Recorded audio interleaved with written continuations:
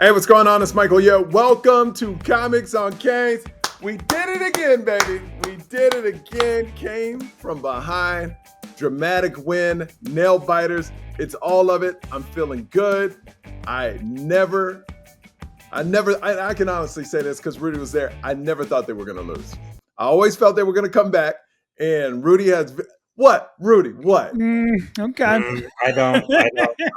Rudy, who cheered that whole game? And I was like, yo, they're gonna come back. All they gotta do is do this. All they gotta do is I never said they're gonna lose. I never was. No, but there was definitely a lot of if they do this, if they do that. There was a lot of things were very contingent on other things happening throughout the game if they were going to win. I will admit though, you never lost your school spirit because wow, if you can see from the video that boy, you were fired up that day. I just want to say I'm not. Our texts are private. I'm not going to put our texts on the air, but it was the first time that there was doubt in your texts with me. Hold on. What did I say was doubt? Usually I've texted you during the game, and I'm like, and you're like, don't worry about it. Everything's good, whatever. And you said, this is the worst. He's playing horrible. That's the most negative.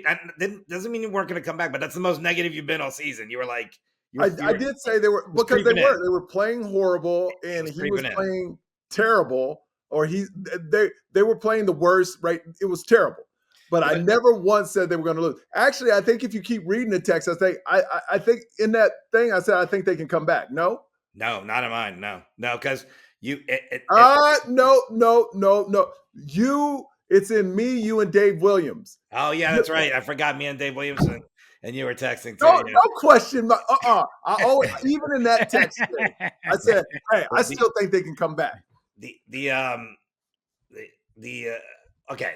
I would just say normally I would text you and you'd be like, "Don't worry about it."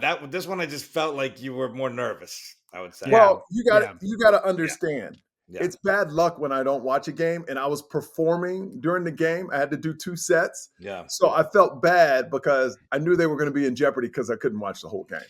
I was watching it in a bar in Wesley Chapel, just north of Tampa. I been done with my show, and that bar was anti-Miami for sure. And there was like drunk people that might fight you. Do you know what I'm saying? Like So like, because one guy was getting mad because he thought I was staring at him, and I'm looking at the TV over his head. He's like, "What are you doing like that?" I'm like, I gotta look up here now. So I watched the game like this the whole time, and then I could hear people here like, "Where's your Heisman now?" Blah blah blah.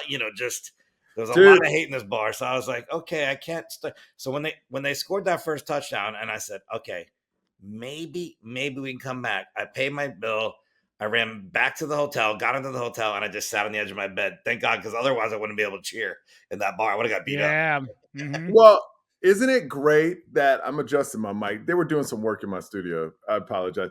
But isn't it great that the hate for Miami is real and we're seeing it all over the place? That's when you know Miami's back. That's when you know it's happening.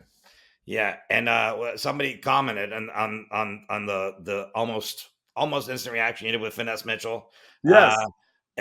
This guy, Kevin Gonzalez, 50. You don't need to say the whole day. Just say Kevin. Yeah. Like I'm laughing at all these numbers and these people are ridiculous. People's handles are terrible. I can't do it. Yeah.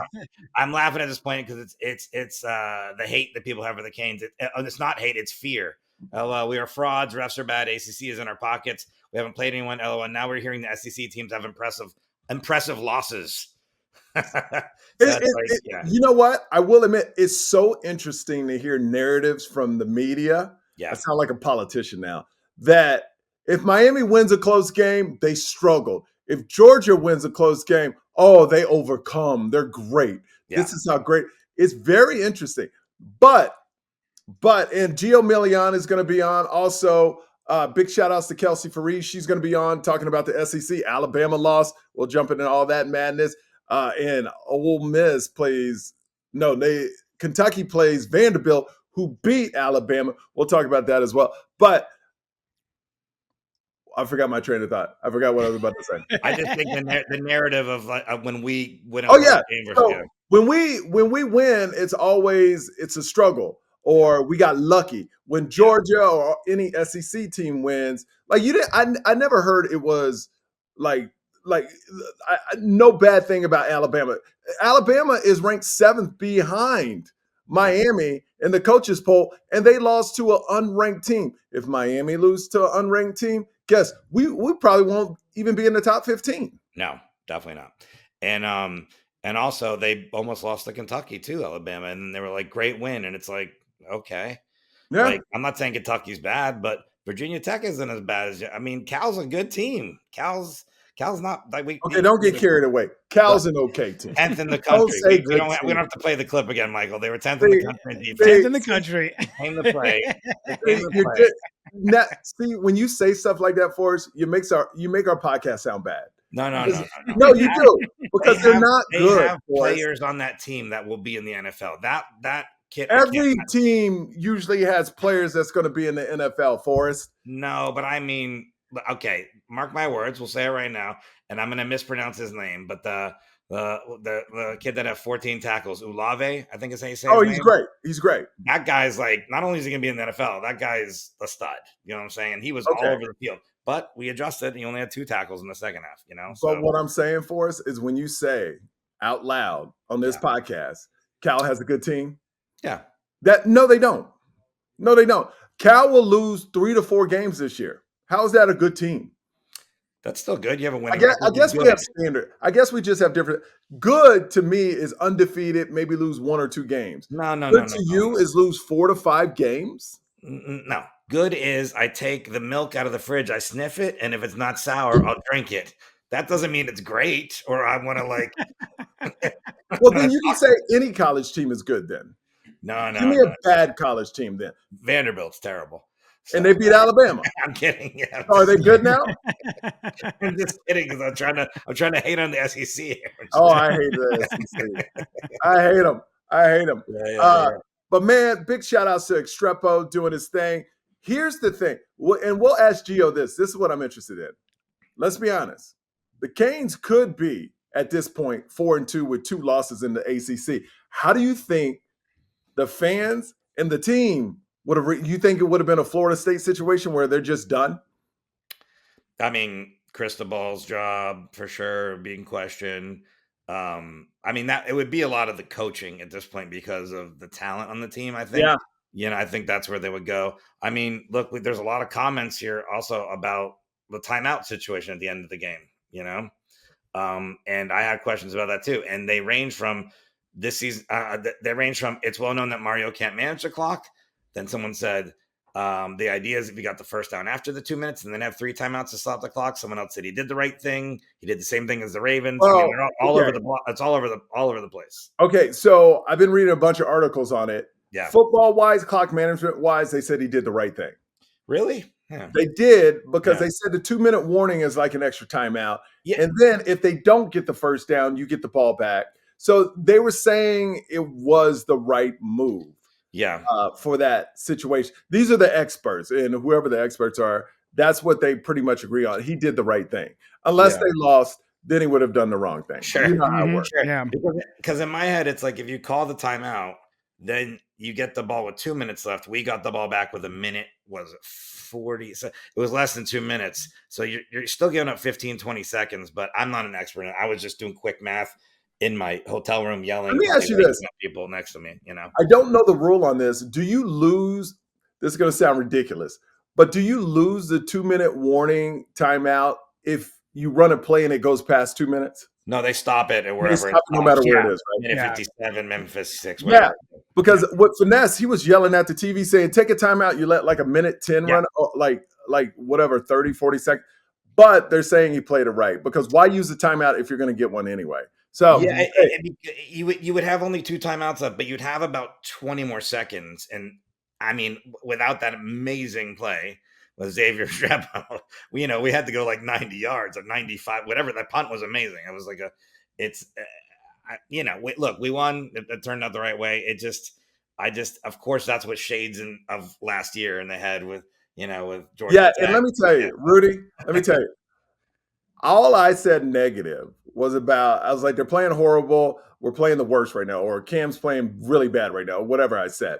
Yeah. Ward's whole text change was negative. He is a negative Nancy. Yeah. Negative Nancy. Yeah. Why are you so negative, bro? Because that's my tactic. I go negative, negative, negative, and then because if I go positive, then I go negative, negative, negative, and it boosts them. It's a psychic energy. Oh, is that what it does? Yeah. Motivation. I needed Miami to win for us because Michael was getting very personal in that green room. He was starting to like pick on me. He was calling me short. He was short shaming me. He was knocking my beverage choices. I was like, come on, Miami. This is really starting to get personal here. I will say this. I'm glad they didn't record the stuff I was saying at the TV. Because I found out I'm seeing all these videos of myself. It was a different me. Yeah. It was a different me. I was in a hotel in Wesley Chapel for the end of I left that bar and I'm just sitting on the edge of my bed. It's late, people are sleeping. I'm just screaming and the targeting. I'm like, Okay. Let's talk about Forrest. Did you think it was a targeting? Yeah. No, I did not. I didn't either. At first when I saw it, I go, man, but first of all, he didn't slide. He's a runner at that point. He's not a quarterback. Yeah. So he didn't slide. But then that hit, sometimes when you do this kind of, they call stuff, but when they replayed it, the first angle, it looked like the crown of his helmet, but then the second angle, you can see his shoulder pad come, but it was hard to see. I think it's another one of those Virginia Techs. If they would have called it targeting and reviewed it, I think they would have kept it targeting, but I think when they looked at it, it was hard to tell, but I believe the shoulder pad was there because I gotta believe. You know what happened? He hit both. Yeah. I believe, and I said this to Finesse, and I think this is what saved the call, is from the front angle, it looked like targeting. Yeah. But once you got the back angle, what you saw was he kind of hit the shoulder pad, then hit him, but the push off at the end. When he pushed him, because normally with a targeting, you just hit with your helmet and that's it. True. He hit him, and what made that dude fly was not the hit it was him hitting and then pushing him like that would made him fly.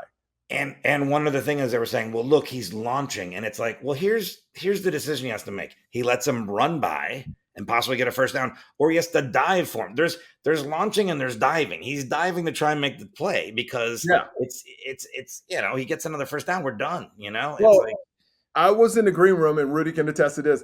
I was like, they're not going to call it. They could call it, but I don't think they will call it because they don't want, I feel if you're a ref, you don't want to determine a game by your call.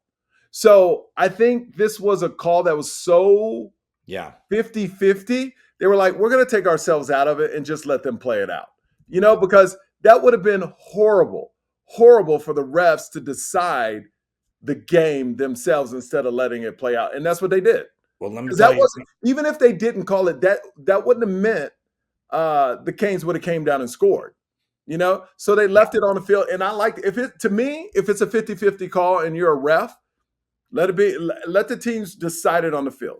Yeah, but we had to go 90 yards, but when Cam ran that touchdown in, you could see their defense was done. They were gassed. You look at the time of possession, I think it's almost 2-1, but let me pull it up here. But the time of possession was 37-30 to 22 minutes to Cal. So, we had them on the field. And at one point it was even more lopsided than that, but they were done. And you could see when they panned over to the coach, he was like, oh dear. Cause he could see his team. He knew his team was done. He's like, please don't let them. And when they pinned us back with that punt, I was like, man, this is gonna be tough. And of course that play. When we got it to a touchdown, I knew we were going to win. Of course I was watching it like everybody else, but you got Cam then. You had the sound down, right? Because I noticed in the video. Oh my God, no sound. They have a TV at the Pasadena Ice House with no sound. Let me tell you, you should be thankful because your blood pressure went up a bunch because Brock Osweiler was doing the color of this game. And if that guy, I don't know what University of Miami did to him, terrible. Like it was offensive. Like the way he was like, when that targeting thing happened, he goes, well, it looks like Miami's just like on the right side of all these calls lately. Like that's how he was saying it, like stuff like that. Like, it was so apparent that it was like, you're not even enjoying the play here. He didn't give us credit to the very end. He's a hater, dude. Brock Osweiler was a hater, dude. Yeah. Let me tell you, all these people saying the refs looking out for us, which is the last thing the refs will do. is look after us. I don't want to even hear that nonsense. Not at all. Not at all. Let's go over some stats. You got any numbers we can go over? Well, bad numbers. Yeah. 4 plays of over 50 yards is ridiculous. Very, very bad. Yeah. If you don't expect that when you play. Like if Miami were to play, what's a terrible school? Like a 5 school, like a 4, whatever, one of these FBS schools. Give me a bad one. Rutgers or no, not Rutgers. The one we played at the beginning of the year. Oh, you mean like FAMU or something like that? Yeah, like FAMU probably didn't give up 4 plays of 50 yards or more to us. Yeah, I'd have to go back and check. But I heard a stat when I was driving from the bar to the radio. I put on the UM, and it was Joe Zagacki and those guys. And and they said that they gave up more plays of 50 yards in this one game, the Cal, than they had given up to Florida State and I believe Virginia Tech in the last 3 games combined. Like it was something like that. I might have that wrong, but they were and they have 8 explosive plays too, so over 20 yards. So 8 plays over 20 yards, 4 over 50, and I mean, there was the one where the guy stepped out of bounds, which, by the way, the refs missed that somehow. Yeah, but it still counts. Out of bounds, yep. Yeah, but that's really bad numbers. And then just the team stats are crazy to me. It's like this is like, tell me what the score of this game is in your head if I tell you this. First downs, Miami 30, Cal 12. Third down efficiency, 7 out of 16 for Miami, 2 out of 10 for Cal. Yeah. 575 total yards to 370. Time of possession, 37 minutes, 35 seconds to 22 minutes. And the turnover is 1-1. I mean, they threw the interception. I mean, can we say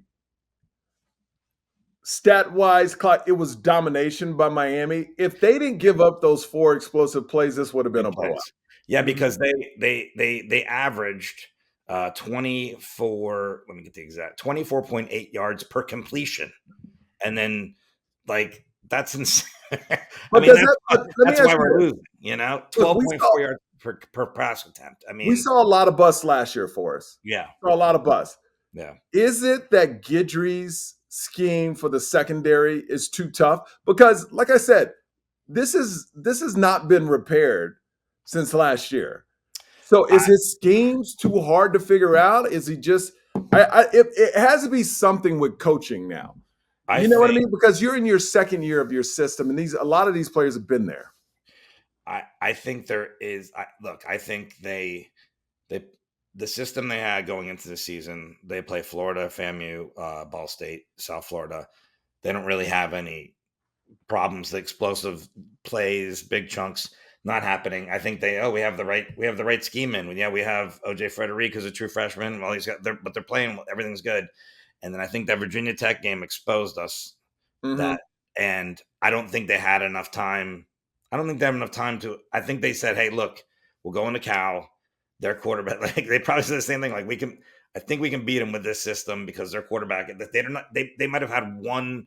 I think they had 1 play over 50 yards. Yeah, 1 play over 50 yards coming into this game. So they're not even thinking this is going to happen.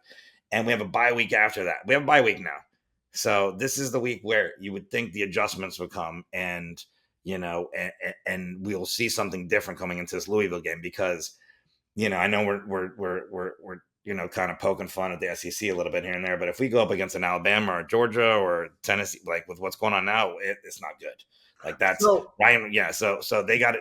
I think it is the scheme. I think that there has to be some adjustments made for your talent, not necessarily talent level, but experience level in the secondary. Because to me, they got as good as talent as anybody in the country. Yeah. I just think it's scheme. It's all about scheme and experience. Yeah. I think is that what it is. And we've made it to 6-0, thankfully, but by 2 miracle wins, but it's not getting easier. Louisville just come off a loss. One thing I'm happy about the Louisville game, it's a noon game. We don't have to play them at night. It's a different atmosphere in Louisville at night. And off a bye week, off a bye week. I did say that, by the way. I know that you're still going to get on me. I'm like, these are kids. It's 2 a.m, whatever.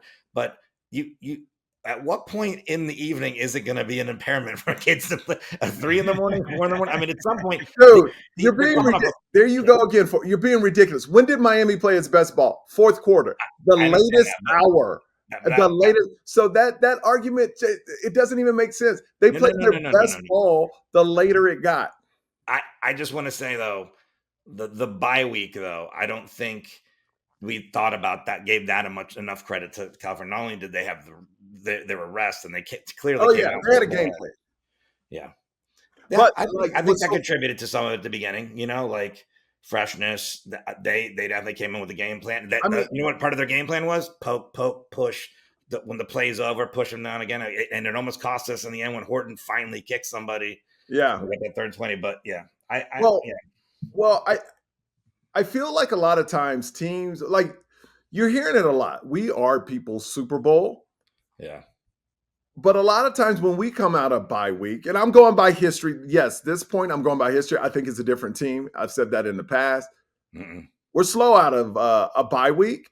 Hopefully we can make the adjustments like other teams make to us in a bye week. Hopefully we have special plays made for Louisville like Cal had for us. Hopefully we can figure out something so we can get a fast start.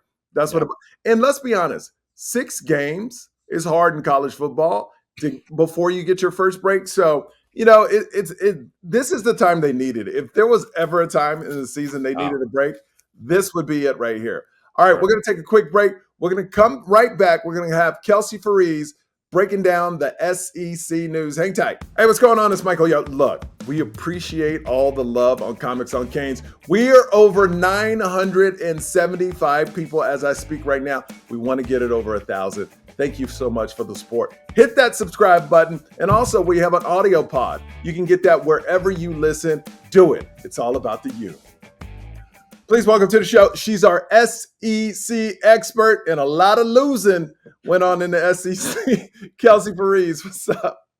Hey, guys. All right, where do you want to start? Where do you want to start? Man, the weird thing about this week, especially for the SEC, this was supposed to be a sleepy week. This was not supposed to be an exciting week. But it turned out to be, I think, across the board in college football, one for the history books we're going to look back on and be like, what was going on in the stars and astrology during this time? Because it was weird. Blame it on the hurricane, blame it on the Canes. Something weird was going on. That's right. So yeah, Vandy beat Alabama, but I will say this. At the beginning of our podcast 2 months ago, when college football first started, Kelsey Farese said, watch the Vandy-Alabama game. That could be tricky. And you called that one. I did. I said something about Vandy. They looked like they've had a little sparkle in their eye, like they had something to prove this year. But I mean, an unbelievable game. I don't know if y'all know, but Vandy has not beat Alabama in 40 years. So this was really unexpected. This was an absolute crazy game. And I just couldn't help myself. I know a couple of guys who played Alabama. So I just reached out and I was like, condolences, but could you give me just your personal opinion on what you think happened? Yeah. And I quote, I'm going to pull his quote so I don't misquote him. Yeah, but don't say the player's name. We don't want to get him. No, of course. No, I'm not going to say, I know a few of them, so we're safe. Yeah. But he said, we just aren't as tough as we should be. Ooh. And I thought that coming from inside the locker room says a lot. And he's right, because this wasn't a game, like this wasn't an accident. Vandy won this game. They won this game outright. They ran for more yards. They controlled the ball for, I think, 42 minutes. They held the ball. They had 9 more first downs than Alabama. So they won this game outright. Well, remember, what Kelsey just said was from inside the locker room. So that means they really believe that. That means not just that player. There's other players that go, yo, we're just not tough enough. And I get that. I get that, man. That's weird to hear from an Alabama football team that's used to being dominant. But let's be honest, that Vandy team dominated Alabama. When it was a 3rd or 4th down, they would always get it. It was like no problem. So it was. They're hurting over there. They are definitely hurting over there. And, after the game was over, they played that clip up on the scoreboard of Nick Saban saying something like, there's no easy stadiums to play in the SEC. Well, except Vanderbilt. That quarterback even mentioned Nick Saban, he kind of called out Nick Saban on it, that quarterback is spicy. Oh, pretty out. I mean, it's the biggest game it's the biggest game Vandy's ever won. So yeah. What else? There were some other upsets. What else we got? Other big upset, of course, was Tennessee losing to Arkansas. Another one of Arkansas hasn't beat a top 5 team since 1999 at home. So this was a huge win for them. I think Nico just didn't look like himself. He wasn't completing passes the way that we've been used to seeing him play this year. So it was not their best game. They also had a pretty controversial hit over there on their defense. Tennessee did, that took out the Arkansas quarterback. What's his name? Talon Green, I believe. Mm-hmm. And they put in so they won the game with Malachi Singleton at their backup quarterback. So, again, Arkansas won this game outright because it wasn't easy for them. They weren't even playing with, So, well, I mean, I watched that game. I was shocked that Arkansas won. I'm beyond. I was, but it's good to see that. I like seeing that because what that does is give a blueprint to other teams on how to beat teams. Just like Miami over the last 2 weeks pulled it out at the end. Trust me, other teams are like, we're going to attack that secondary. So it's good for college football too. I think it makes better games. It gives teams that are less talented a better chance to win, and it just makes it fun to watch on the weekend. Do you have any other game? That was my only game. Those are my only two that we could talk about Alabama and Vandy forever, but also Arkansas game was one we talked about last week. I said that was one to watch because Arkansas is one of those sneaky little teams. This was totally a game I would have picked for them to win, and I should have picked for them to win. But you said they were sneaky good. So they're sneaky good. All right, SEC. There is a big game this weekend, though, right? Huge game this weekend. The Red River rivalry. It's so hard to say. I know, say that 10 times fast.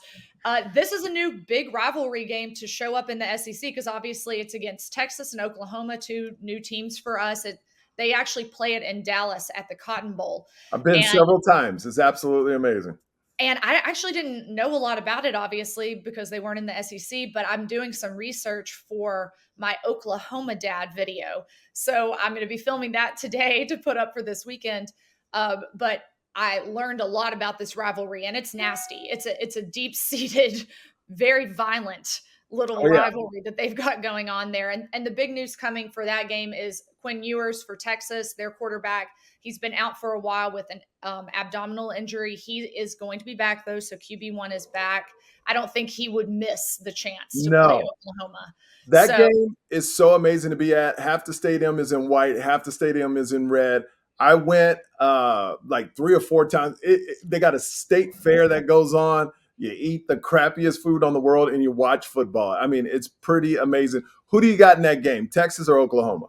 I'm definitely going with Texas. I don't think that they're the only undefeated team left in the SEC, and I think they're going to keep that streak. But I think it's going to be a high-scoring game. I'm saying Texas wins 47-30. Oh, no, I don't think Oklahoma will score that many points. Forrest, what's your prediction on that game? I'm just going to – I don't like Texas. I think you don't say. But I think they're going to win, but I'm going to predict that they don't so that it happens. I'm going to go Oklahoma 35-34. I've been pretty good on the predictions. I said Missouri was going to get destroyed, so I got that one too. Yeah. I'm going to go with Oklahoma just because. Anyways, I got shows in Texas in 2 weeks coming up. Okay. Rudy, what do you got? Obviously, Texas is going to win this game, but 37-17. Yeah, I say Texas is going to run away with this. Like, they really want to put the hurting on Oklahoma. Oris is back. He got something to prove because Archie Manning has been lighting it up. So, he's going to be like, I can do that too. Remember who's QB1. So he's going to go all out. I say 47-17. 17 is one of my favorite numbers I pick every week. So let me change it. 47-15. Okay. So there you go. All right. Kelsey Farese, how can people find you? You guys can reach me at my personal cell at what? Y'all can find me on Instagram at Kelsey Farese. Come say hi and come see what my Vandy and Oklahoma dads have to say about this week. Oh, I love it. I love it. All right, Kelsey, thank you so much. All right, see y'all. All right, I'm going to be on tour. I'll be at Washington, D.C. this weekend. Thursday, Friday, and Saturday. Would love to see you there. And then check the calendar for all the dates, michaelyo.com, and make sure you hit that subscribe button. Forrest, where are you going to be? I'm still in Florida, and if you're in Florida and anywhere near the hurricane, I hope stay safe. Oh, yes, please stay safe. Stay safe. Keep your family safe. I am in Miami. Miami looks like we're safe for now. We will see. but I am recording my album this weekend at the Comedy Inn in South Dade in Miami. Friday, Saturday, and Sunday. I'm recording every single night. So if you're in the Miami area, I think there's tickets available. There might not be. I think it might be sold out. But if you want to come down and check it out, that's where I'll be. Yeah, if there's tickets available, all you Comics on Canes fans, go down. There's a lot in Miami for us. When me and Rudy were down there, we got stopped a lot for it. So yeah, no, I think we're almost sold out. So, but ForrestShaw.net, check the link there. So. Great, Rudy. If you happen to catch this today, Wednesday night, the 10th. 9th. There we go. The 9th. I'm going to be at House of Comedy, Mall of America, headlining that. Then I'm with Michael in Washington, D.C. at the Improv. Coming up at the end of the month, 25th, I'll be with Joe DeVito from Gutfeld, across Wisconsin, and then with him again on the 26th. And Austin, Minnesota, go to rudypavichcomedy.com. All right. Thank you for listening to Comics on Canes. We will see you next time. And as always, hit that subscribe button. And it's all about the you.